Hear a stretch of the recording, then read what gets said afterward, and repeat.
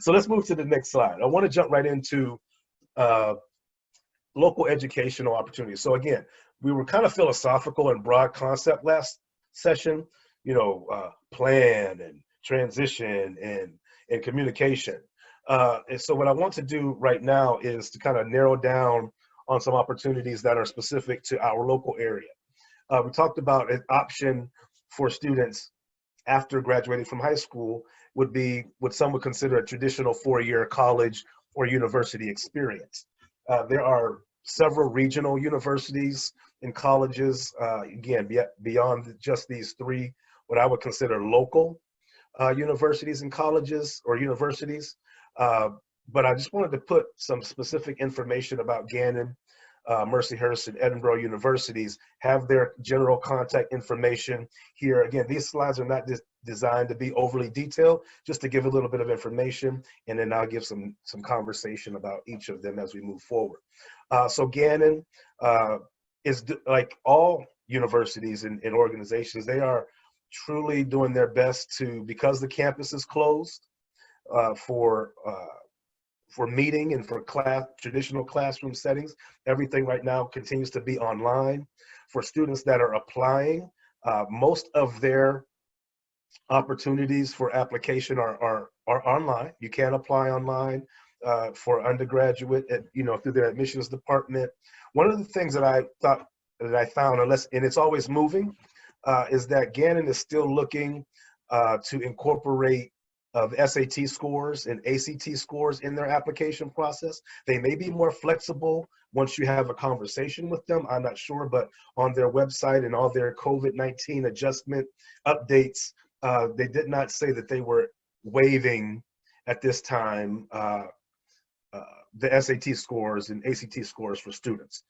But they do have everything that you would need. They are open in the office. If you can leave messages, they'll return your call. There's no one in the office. Of course, the website is there, phone number is there for students that may be interested in Gannon University. Mercyhurst University, online, again, virtual tours. All of these institutions are doing virtual tours, online application process. One thing that was unique about Mercyhurst University is that they are very clear on their website that they are waiving SAT and ACT scores right now as a part of the application process for students. And so I think that's something that students need to know, because again, there are some tentative dates opening back up for students to be able to take those standardized tests. But again, it's very late in the season for a student that may be looking to apply now through this to the next level of educational institution. Edinboro is pretty unique in that Edinboro is doing everything on video, like a video series on their admissions system and process. And so they've got short videos and vignettes on just about every topic in relation to student life, the admissions process. They've got several staff and even students that are answering questions and going back and forth. So I again gave basic information and contact information for each of those institutions. But I think it's important that students really have to get on, do some research, just jump online on their phone or on their laptop, computer, whatever it might be, and just everything's virtual. It's right there at a push of a button. And again, tours, questions, applications. All right, Chris, I have something to add for that for you. Yeah. When you call those institutions, you're going to want, if your child or if you are the student yourself, if you have had an IEP or a 504 plan during your years of high school, you're going to have a lot better, easy access and a lot easier transition into that university if you call their Disability Support Service office, because they're going to kind of work with you in a different way. So if you've had those supports before, that's who you're going to want to contact, and they're going to walk you through the process in kind of like a different manner than a traditional student. So yeah, that's a great point. They're looking for those students to contact them directly because they have a different option going on right now as far as I was told. Wendi, that was a disability support Disability support services. is what they call the office. Yeah, they're different. Edinburgh University calls it the Office of Students with Disabilities. Right. Mercyhurst calls it something else. You can Google it. But I know the Mercyhurst and Edinburgh are very helpful. I haven't dealt with Gannon personally, but I know Mercyhurst really upped their, they have like a whole new program based on helping students out their first couple of years. Yeah, absolutely. So if you have that IEP or 504, they're definitely trying to get you into college and work with you to have a seamless transition into that next phase. Yeah, and that's a great point, and I appreciate you segueing into that. And someone else mentioned, maybe it may have been Brittany, that it may be called something different depending on the institution, but pretty much every college or university has a program or department. I know that in the last couple of years they have become much more involved in the general, I guess, regular process for students.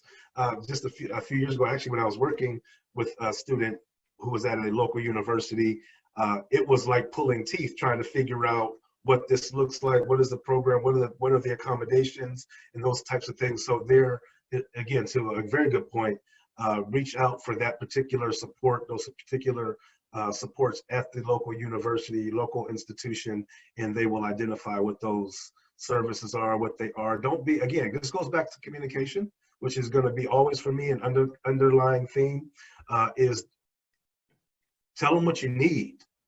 Make them almost make them tell you, no, we don't do that, and then offer them the opportunity for you to be the first one they do it for. Wendy, Right, will you have something else? Yeah, Curtis, I have Biddy Brooks is here, and she is from Penn State Barron. So Dr. Brooks. Yes. We have a phone number down here and an email address, and also a phone number for Adult Life. Did you want to unmute real quick and say anything, Biddy? Thank you for the opportunity to say something. We are still a local institution, even though we are in Harbor Creek, but we are a local institution, and we have all the services and things that you mentioned. We have online, they're calling them Get to Know Us Fridays or something, Blue and White Fridays. That's what it is for traditional students. I work in particular with adults, and we have different adult virtual opportunities as well. And we are looking at SAT, ACTs. We are not requiring those of our freshmen. We have disability services. You can get all those same things at Barron as well. Thank you.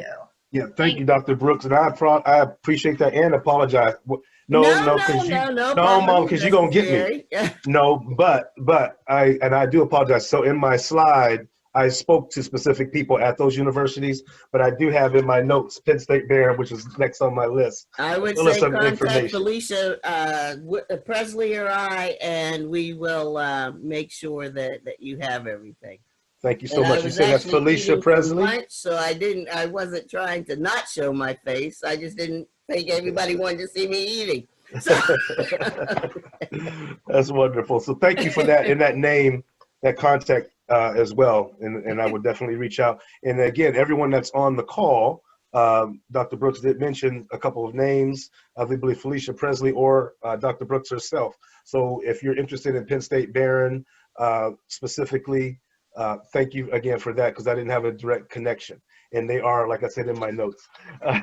And so again, they are doing, and they are, of course, affiliated with a phenomenal institution, and the Penn State Barron in particular has educated several students in our community over many, many generations. So we do appreciate that. And thank you, Dr. Brooks, for being very deliberate in that. Also, not only are traditional institutions, Gannon, Mercyhurst, Edinburgh, Penn State Barron, but the local Erie School District also has adult learning programs, after-school learning programs that are trade-oriented and specific skill-based orientations. And many of those are obviously are hands-on, so they're not active right now. But Families and students can also reach out to the Erie School District via their website, phone call, leave messages if no one's available, and get more information on when those programs are going to be opening back up. Because again, the traditional four-year university may not be the next step, best next step for some of our students, but something in between, in particular, like a community college. I purposely didn't put community college information on here just because there's some controversy on establishing a new one, and there's the Erie County Rural Community College that's out there. So I do want to say those things, that there are some in-between programs, and there are more in-between programs that are looking to be developed for our students who are looking to transition into higher education, but a four-year traditional institution may not be the best next step for them. So again, being able to reach out to these institutions, find out what their programs are, what they have available for students with unique learning needs and are quote unquote more well, I can't even really say typical, because what is typical? We all have some unique needs. If I take my glasses off, I don't know who I'm looking at on the screen. So I've got some challenges that we've kind of normalized as well. And so again, communicate, reach out, ask the questions, inquire. Again, the Erie School District has programs that are available for students and adults that are looking to further their education and expand or revamp their educational opportunities and experience. Another program that's in the development of working that's related and associated specifically with Erie City, but I believe it's going to expand out even broader, is the Erie Center for Arts and Technology. The executive director is Daria Devlin, and they have, I believe, purchased, or at least I'm not sure that particular structure of ownership, but the former Wayne Middle School. They're going to be housing and facilitating programs in that facility. So that's another program that's coming. If anyone's familiar with the Manchester Craftsmen's Guild out of Pittsburgh, it's a adult learning and student learning facility around trades, the arts, and many other opportunities that individuals can grow and expand their educational opportunities and experience. Another area is independent living. I won't hit on this much. I pulled out just two quick resources here because I don't want to get too deep into, but individuals, again, some of our young people are looking simply just to get out, get in the workforce, and be able to live on their own, get out of mom and dad's house, get out of grandma's house, and I'm sure mom and dad and grandma won't be overly upset about that, but it's a process for anyone who is transitioning to live into your own space, to have your own apartment, your own home, your own living environment. And so just a couple of organizations that are here that I wanted to just kind of highlight. And then there are so many other particular and specific landlords, property owners that, again, individuals can look at and reach out to. I bring up the Erie Housing Authority as an option, and there's some information there on how to contact folks with the Erie Housing Authority. I have the opportunity to know several people. I'm sure Dr. Brooks does as well, and others on the call, individuals who are on the board of Housing Authority, and we'll be able to, just kind of facilitate and maybe connect you to the right person specifically. If you have questions, you can reach out.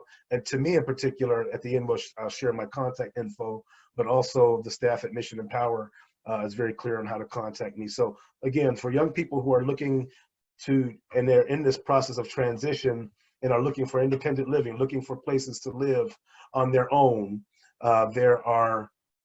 these are two particular institutions and authorities, groups that individuals can look at and research. Also, the Landlord Association of Erie, that organization is designed to be able to help provide a quality living opportunities for renters, and there are certain criteria for landlords to be a part of that association, which will help to facilitate the right needs being met for individuals who are looking to again live on their own and have their own living space. And then again, there are multiple housing and apartment complexes that have their own application processes that may be absolutely an option or a better option for individuals that are looking to move forward in relation to independent living. At the end of this presentation, I put two, don't go there, but I just put two organizations, one of them being Mission Empower, the other one being OVR, just a quick fast forward and back, that provides more hands-on and resource access to resources. If there's any other organizations that are on this call that are represented, put your information in the chat box that do maybe case management, that do provide resources and referral for individuals in these particular areas. Yeah, Wendy. That's you, Tracy. Yeah, when I saw Tracy, I said, I don't know what she's doing, but she's the one. We're going to be collaborating, right? We got to get this done. I definitely have some information that I can provide. Cool. That'd be wonderful. That'd be wonderful. All right. Okay, so another option, and again, these are traditional options that are kind of conversational, but there are individuals who may be interested in the military experience. So when I did pull some information, just contact information on multiple recruiters that are in our community, the Army, Navy, Marines, the Air Force, and also the next slide talks about those that are interested in the reserves. And so there's contact information on each of those branches of the military.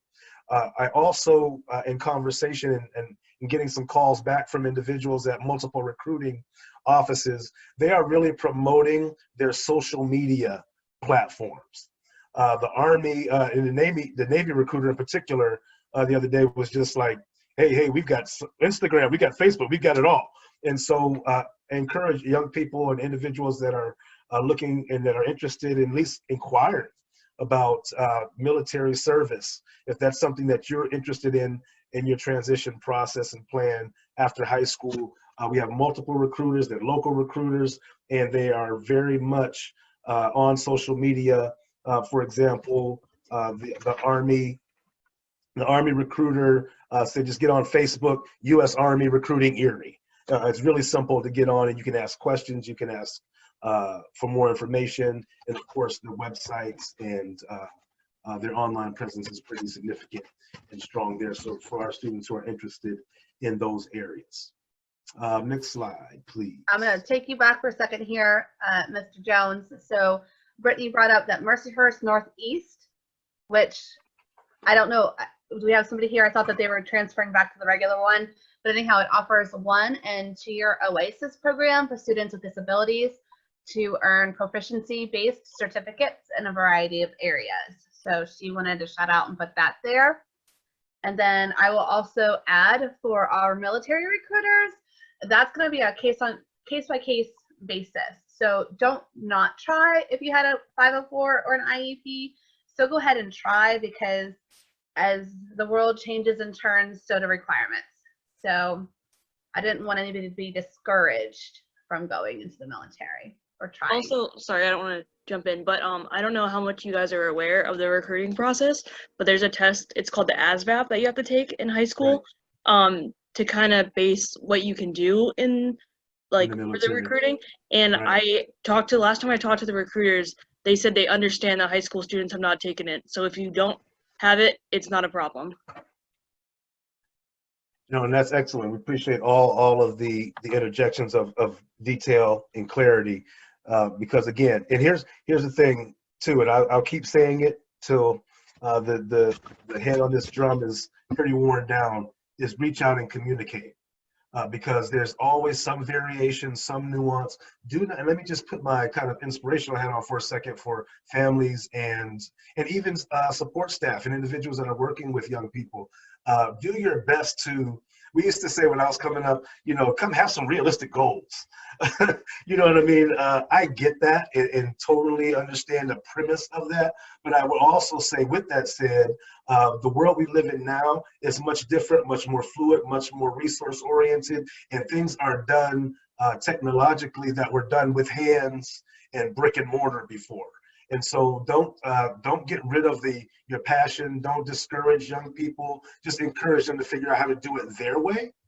And if there's opportunities, whether it be military service, entrepreneurship, whatever it might be, just kind of encourage them and help them to figure out how to make it work for them. And if it is not available, maybe it can be created. If it can't be created now, then let's help them in an encouraging way to be able to say, okay, that's right now. Maybe we'll put that in a parking lot of my goals. What else can we move towards to try to work to be successful and to get the accomplishments in place that I want to. So thank you again for that, Brittany, as well, because there are processes that are in place, but it seems in not just in the areas that I've been looking at for this conversation today and a couple weeks ago, but the whole world, to be quite honest, is different than it was 3 months ago. It was different than it was at the beginning of 2020. A lot of cliches were happening around 2020, perfect vision and clear vision and all of those things, whether it be businesses or churches and different organizations. But the truth of the matter is we are really getting a new view and a new vision of what the world can be, and now what the world has to be, based on this COVID-19 in particular and all of the changes that are happening in our world because of it, and the things that will never be back to what we used to consider normal. So again, reach out, communicate. What may not have worked for you 2 years ago actually might be available for you to accomplish or to be involved in right now. So just want to kind of put that out there. Pass the offering basket around later for us. If there's a student or a young person that's interested in the building trades, this is it's amazing how good some of our young people are with their hands, and how they can build and do. And if there are parents on this call or watching and listening to this session, your basement or your backyard is full of like construction projects, right? And one of my brothers, I have 14 siblings or 13 siblings, 14 children in my family, and we all go by numbers. So I'm number one, I'm the oldest. So my brother Kevin, number two, he was big on taking everything apart, from speakers to the telephone to whatever it might have been. He and another brother Brandon, really good at just taking things apart. And they both do contracting and do electrical work. So what they were just kind of tinkering with became opportunities for them to have a successful life and to be able to provide for their families as well. And so again, the building trades, hands-on work. Go back to the other slide if you could real quick. Hands-on work is a great opportunity for our young people. And so again, going back and being able to look at the construction trades for opportunities for young people to do apprenticeships. I did have some contact information, the Great Lakes Building and Construction Trades. That was kind of an all-encompassing. Of course, we have the plumbers union. No worries. You're good, Jess. The plumbers unions, electrical unions, all of these particular areas of construction work and building opportunity. But that particular number and that website can help give you access to all of them, and you can get more detail there. So it's kind of a one-stop shop to look at the Great Lakes Building and Construction Trades site and communicate with the folks that are in that particular office, if that makes sense. Right. Again, I did mention it earlier, and Tracy, it would be great if in just a moment you could give like I don't know, you're like me. I don't know if you can do anything articulation wise in 60 seconds or less, but just share a little bit about what you're doing, and that will be able to add to a local organization. And again, connecting the dot and with entities in our community. But I did, of course, on that next slide, and this slide will be available. Jess, you can email it out to individuals or families that might be interested in some of that information. But before you send it, I'll send you the updated Penn State Barron included version of our local institutions of higher learning, so that Dr. Brooks doesn't discipline me corporally the next time I see her in the community. And I do want to say, this is a total side note, and I'll take a point of privilege. Dr. Brooks, thank you for what you do and around education and your example of what an individual can do and should do, and your push for education. And I'll say this very candidly, for young Black women and young Black men in our community, we thank you for that, because, and for all students, you just represent education and opportunity in our community, and folks like you don't always get a shout out. So what, Dr. Brooks, I No, appreciate you tremendously. thank you very much, and I will do the same quickly. Dr. Brooks is actually my daughter, which Curtis had a part in when she was trying to make that decision, and she was doing some substitution at East, had a part in that. So I will give him his due props as well for helping all students in the community. I appreciate that, Mother. Thank you so much. I appreciate that. Quick- Look at me quick getting all plug. comfortable. Look at me getting all comfortable. Call Mother. That's what I'm gonna call her all the time. Anyway, that's Well, why I she's the had to tell her matriarch. mother Trump's doctor, so I don't. That's right. Yes, ma'am. That's right. Yes, ma'am. Real quick plug for next week for our Wednesdays with Wendi. Hillary Hubble from OVR will Perfect be stopping segue. by. Yes, and she is the early reach coordinator over there, and she's going to be talking about the OVR mission and eligibility requirements and their services. So we're going to get all that current good information from Hillary. Also, the SurveyMonkey link is in the chat box, and I believe she can also email it out to you if you